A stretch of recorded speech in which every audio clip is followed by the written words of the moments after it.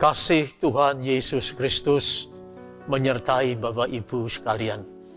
Dan pada saat ini saya ingin mengajak Bapak Ibu dan Saudara sekalian kita membahas tema sikap hidup orang bijak. Mari kita merenungkan tema ini dari Amsal 15 ayat 1 dan 5, lalu disambung ayat 13 sampai 17. Tentang sikap hidup orang bijak. Nah, nanti Anda baca. Dalam bacaan ini ada beberapa hal yang bagus untuk kita renungkan, yaitu yang pertama dari ayat 1a. Jawaban yang lemah lembut meredakan kegeraman. Orang bijak tahu bagaimana menjawab orang yang sedang marah atau geram. Bahwa menjawab kemarahan dengan kemarahan akan menghasilkan kemarahan yang lebih besar. Hal seperti itu tidak menyelesaikan masalah.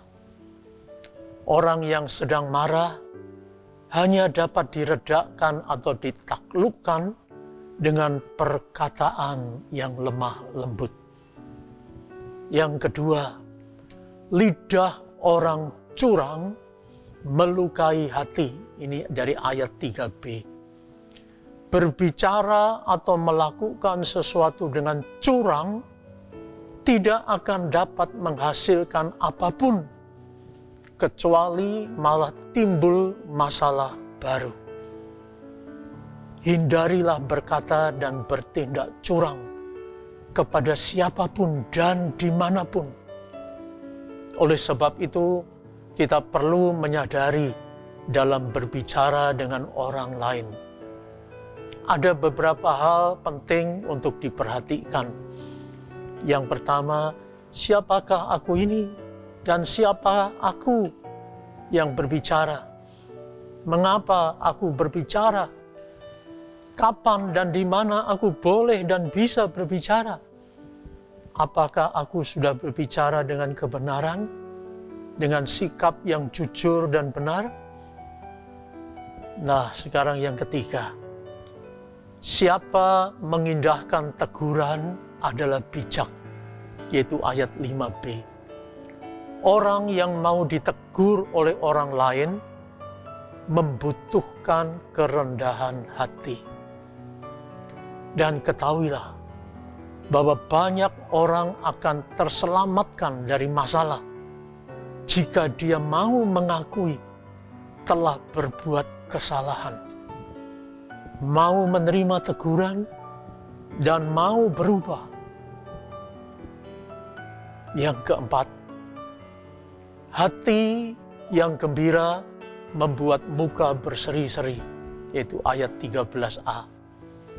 Hidup ini terasa bahagia, bukan karena memiliki harta dan kekayaan yang banyak, tapi memiliki kegembiraan dalam hati.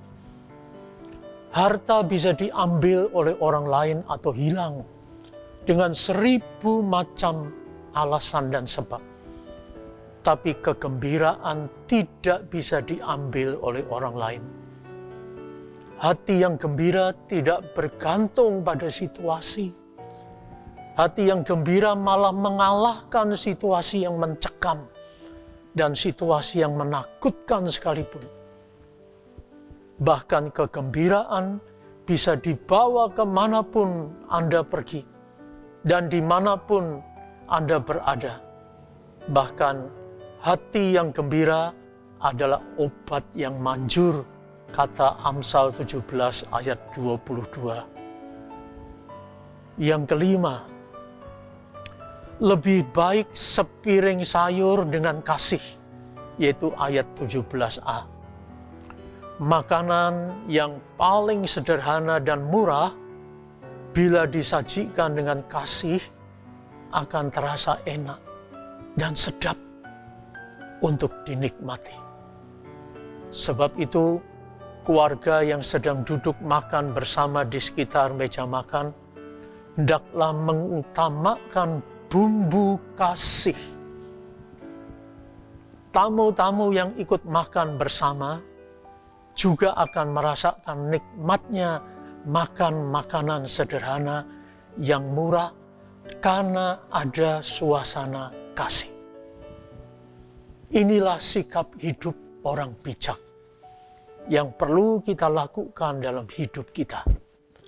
Walau terkadang sulit, tapi dengan bantuan Roh Kudus, kita dimampukan untuk bisa melakukannya. Percayalah. Amin. Mari kita berdoa bersama. Tuhan, mampukanlah kami dengan pertolongan Roh-Mu yang kudus untuk boleh menjadi orang-orang yang bijak dalam kehidupan kami. Teristimewa pada masa-masa yang sulit seperti ini, sehingga kami tidak terbawa oleh angin kemana ia bertiup. Terima kasih Tuhan Yesus, dalam nama-Mu kami berdoa. Amin.